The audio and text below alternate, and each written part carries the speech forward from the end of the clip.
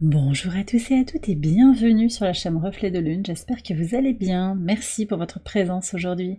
On se retrouve pour le tirage prédictif de la semaine du 23 au 29 septembre pour le signe du Sagittaire, Soleil, Ascendant ou Lune en Sagittaire. Alors on va regarder l'énergie de votre semaine pour démarrer. Vous avez le miroir qui nous parle de vérité, donc cette semaine il y a des prises de conscience, une connexion à sa vérité intérieure. Une reconnaissance aussi de l'effet miroir dans votre vie, ce qui se reflète à l'extérieur de votre vie est en fait un reflet de votre réalité intérieure. On sort aussi de l'illusion, je pense, pour certains d'entre vous, très connectés à l'énergie de Neptune, qui est encore impliquée dans une forme particulière sur le plan astrologique, avec ce cerf-volant.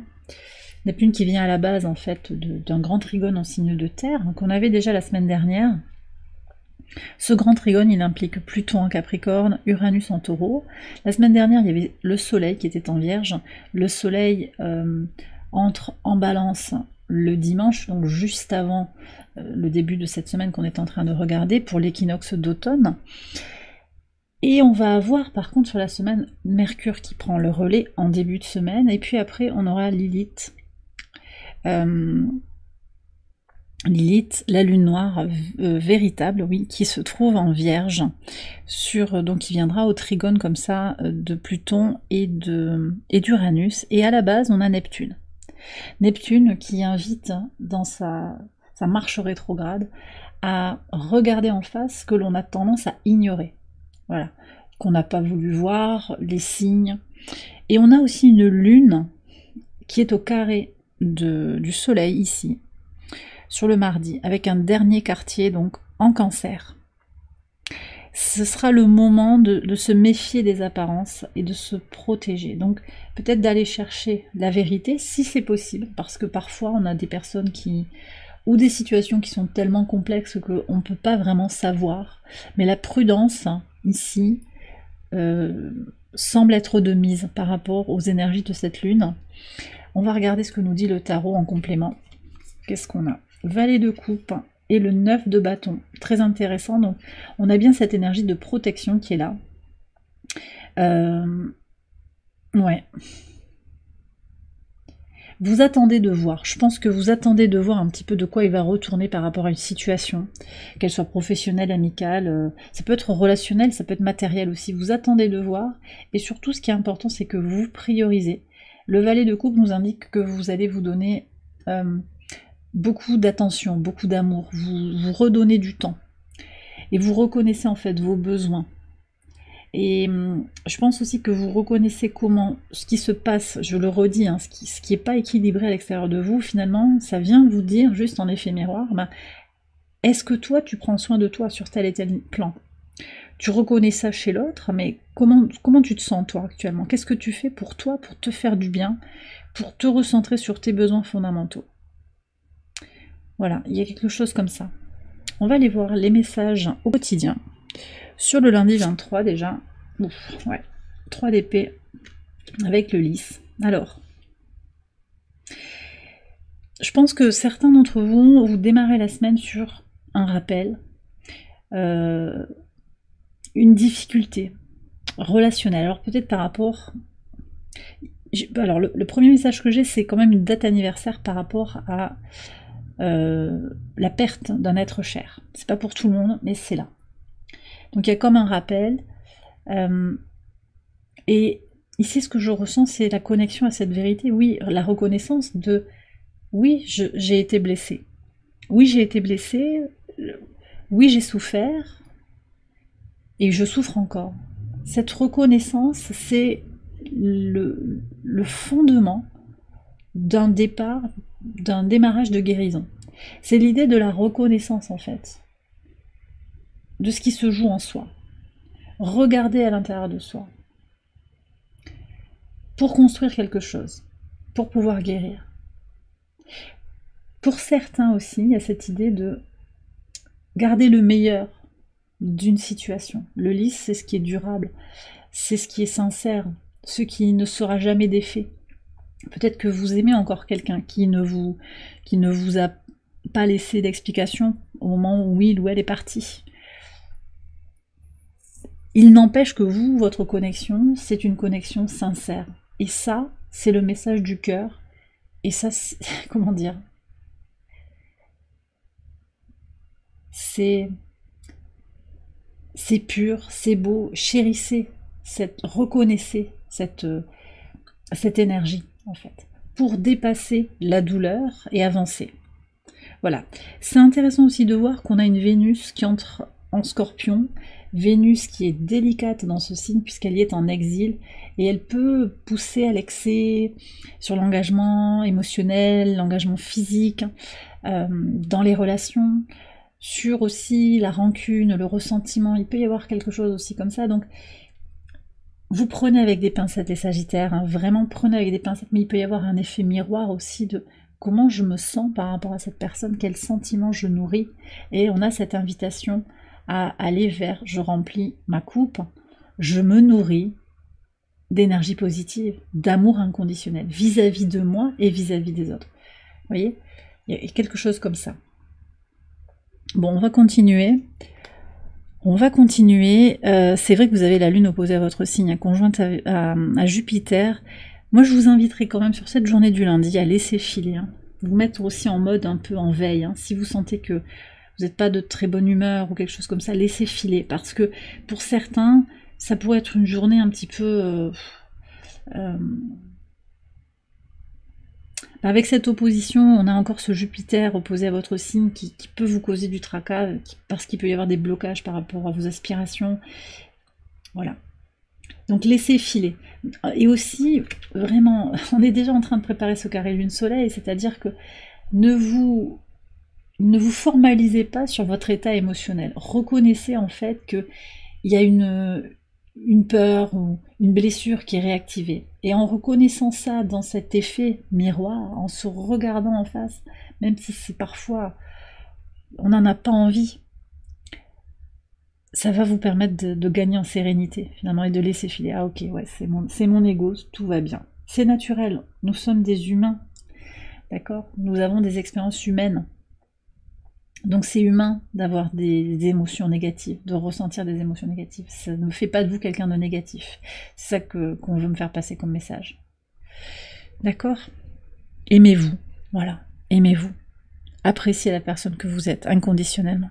Allez, qu'est-ce qu'on a au niveau des cartes? Voilà, l'étoile, c'est très très beau. Ouais, tout est à sa juste place, hein. Vous êtes protégé. Mais voyez, ce que vous vivez, là, cette réactivation, cet effet miroir, c'est aussi l'idée que vous avez quelque chose à comprendre de vous-même, à connaître aussi sur votre cheminement, qu'il soit incarné ou également spirituel. Aussi, c'est le moment peut-être de démarrer un livre, voyez, une formation. Il peut y avoir ça aussi pour confirmer, conclure aussi un cycle d'expérience, pour peaufiner quelque chose, pour affiner la connaissance de soi. Vous saurez ce dont je veux parler, hein. Sur le mercredi 25. Oui, puis j'ai pas parlé quand même de Jupiter qui est au sextile de Chiron jusqu'au 3 décembre. Très important parce que ce Jupiter, ok, il vous cause peut-être du tracas, mais il est au sextile de Chiron.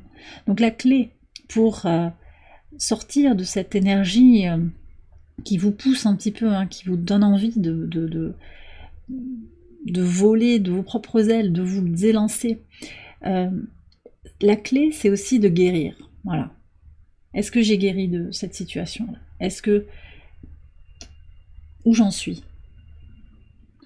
Où j'en suis? Donc les questions que vous vous posez sur ce début de semaine, et cet équinoxe d'automne vient ouvrir un nouvel espace de réflexion. On est en train de se libérer de sa vieille peau, c'est le moment de la mue, c'est comme les arbres qui perdent leurs feuilles, on se libère des toxines. Qu'est-ce que j'ai à comprendre sur moi? Je ressens ça vraiment, alors, mais encore une fois, vous prenez si ça vous parle, hein. Sur le mercredi 25, qu'est-ce qu'on a? Ok, ça c'est très très beau. Alors très intéressant pour vous parce qu'avec cette lune qui va donc continuer son transit en cancer, qui vient à la conjonction de Mars et au trigone de Saturne et au T carré des nœuds lunaires et de Lilith, Lilith moyenne en balance, on est quand même sur l'idée de retrouver son équilibre. par quelque chose qui est à libérer sur le plan familial, sur le plan karmique.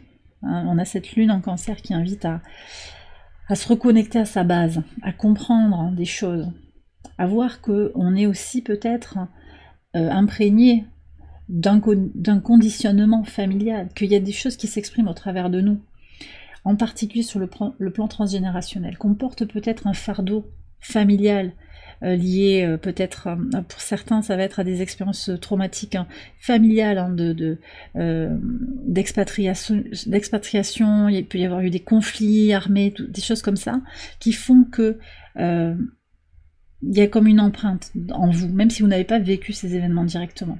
Et là, en fait, ce qui ressort, c'est que par la connaissance de soi-même, par la reconnaissance de son temple intérieur, et cette idée de faire grandir son temple intérieur, par la compréhension des épreuves qu'on a traversées sur cette vie, mais aussi ce que votre famille vous fait porter, directement ou indirectement, consciemment ou pas,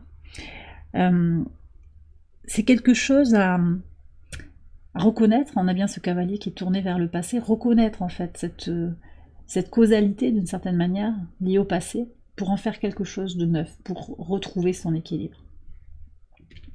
Donc il y a encore cette idée de voir la vérité en face, de reconnaître ce qui a été peut-être imprimé en vous à votre insu, c'est ça qu'on me redit quand même. Donc il y a quelque chose à conscientiser, à faire émerger et à libérer. Allez, on continue sur le pivot de semaine, sur le jeudi 26. Ouais, la tour. La tour avec Mercure qui entre en balance, ça c'est très puissant parce que il y a clairement quelque chose à libérer pour aller vers votre abondance et vous le savez en fait. Alors, je vous invite quand même à regarder aussi comment ce miroir, il est brisé en haut. On le voit. Il y a quelque chose qui est brisé. Et il y a quelque chose à briser, peut-être. Une image de soi qui est dégradée, une vision de soi, on n'aime pas certains aspects de sa vie ou de son être. Et pourtant, avec le valet de coupe, on vous dit qu'il y a besoin de se reconnecter à soi et de s'aimer inconditionnellement. Et la tour, ici, elle invite à... Sur le pivot de semaine, donc ça peut parler aussi sur le reste de la semaine, au moment de ce transit de Mercure en balance, elle invite cette tour à lâcher certains schémas de pensée, à croire, à lâcher certaines croyances aussi concernant l'abondance. Où est l'abondance? Peut-être que pour certains, il y a une question de matière.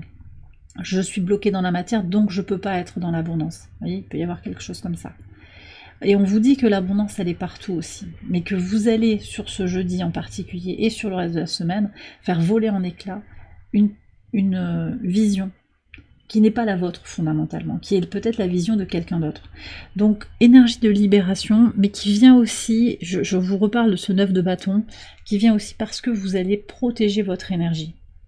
Donc les influences négatives, ou extérieures en tout cas, qui ne sont pas forcément négatives, mais qui parasitent votre réflexion, votre connexion à vous-même, vous allez avoir tendance aussi à les reconnaître et à vous en éloigner. Sur le vendredi 27, qu'est-ce que vous avez? Ah, ça c'est très très beau, le 10 de coupe avec le pain. Donc là, vous voyez, là on a une abondance manifeste sur cette journée avec une lune qui entre en lion, qui vient au trigone de votre signe. Et pour beaucoup de signes, il y a eu ce message-là, toujours à ce moment de la semaine. C'est l'entrée de la lune en lion cette semaine. Elle va vous faire beaucoup de bien. Elle vous aide à vous reconnecter à votre enfant intérieur, à votre désir d'épanouissement personnel. Et là, très clairement, vous allez reconnaître où est le pain de la vie.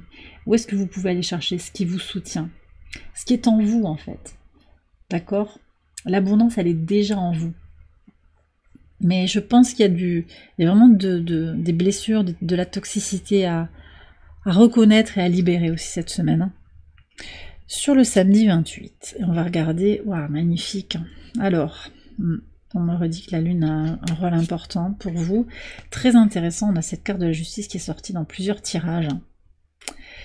Ouais, en particulier pour les signes de feu et d'air. Très très intéressant. Alors, 10 de denier ici. Donc, je pense que...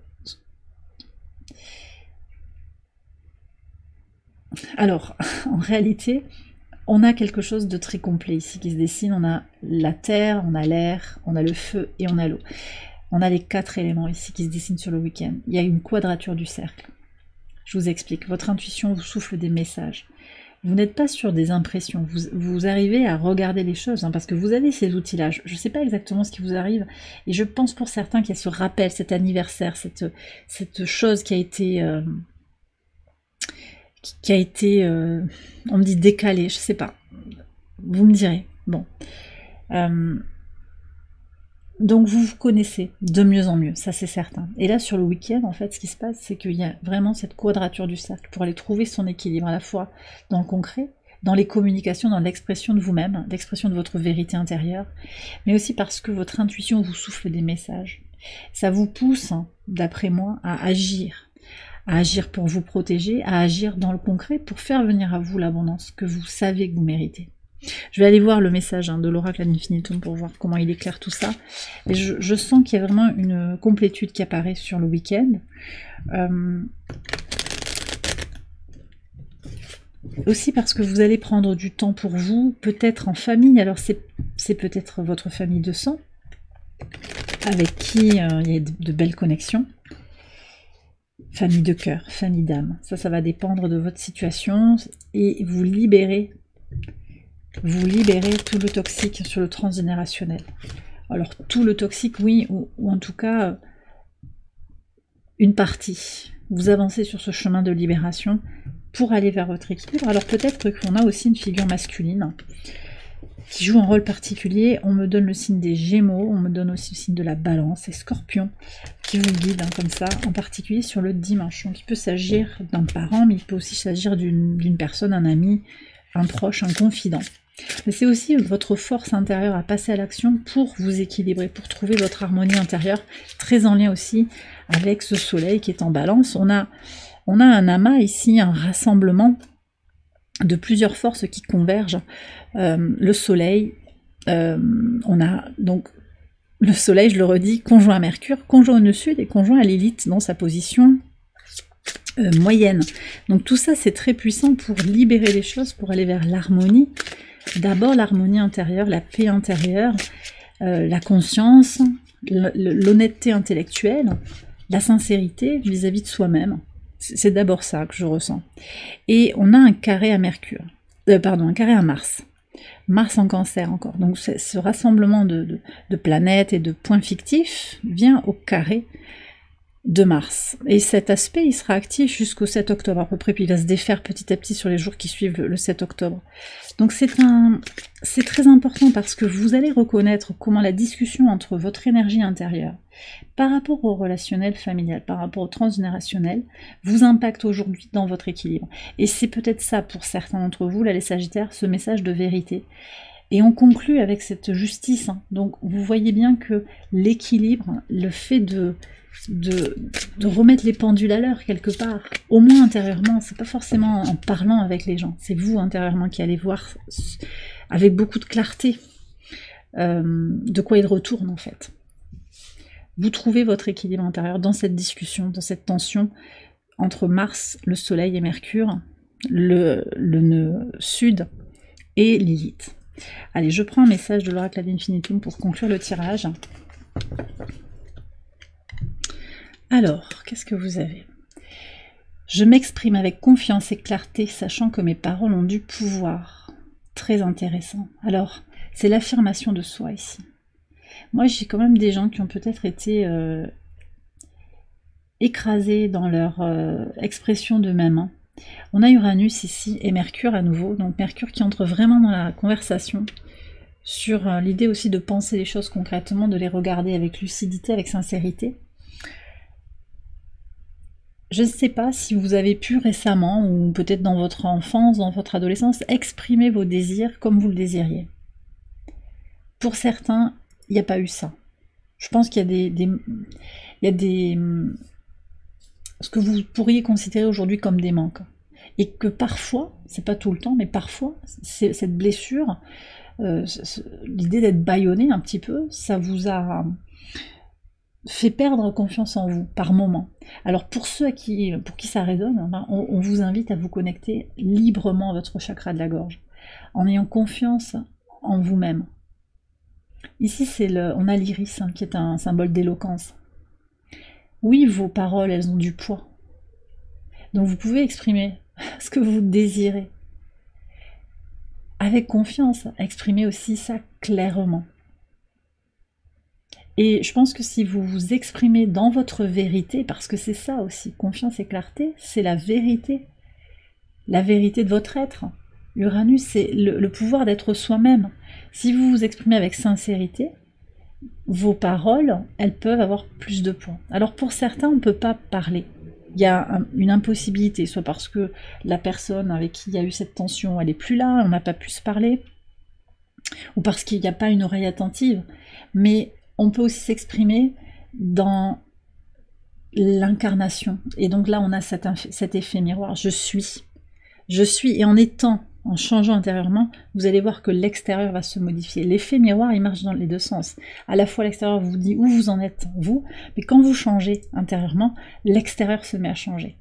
Et ça passe par l'expression de soi qui peut cette originalité, cette unicité, elle peut passer par les mots, hein, effectivement, avec l'iris, je vous disais, ce sont les mots, mais c'est aussi le mode de pensée, les valeurs, comment elles se manifestent aussi dans la matière. On vient d'avoir un Mercure en Vierge, donc avec cette idée d'agir en fonction de ses pensées, de ses idées concrètement. Ça peut aussi passer par votre façon de vous vêtir, de vivre votre vie. Et donc il y a différentes façons de vous exprimer et d'exprimer votre vérité intérieure. D'accord? Donc, si vous vous sentez appelé par ce message, allez-y, foncez les Sagittaires. Et bien voilà, j'ai terminé votre tirage, j'espère qu'il vous a éclairé. Si c'est le cas, je vous invite à liker la vidéo et à vous abonner si vous ne l'avez pas encore fait. Vous pouvez également aller voir les autres vidéos de cette série pour votre ascendant ou pour votre lune. Je vous souhaite une excellente semaine, je vous embrasse bien fort et je vous dis à très bientôt pour les prochaines vidéos. Bye bye!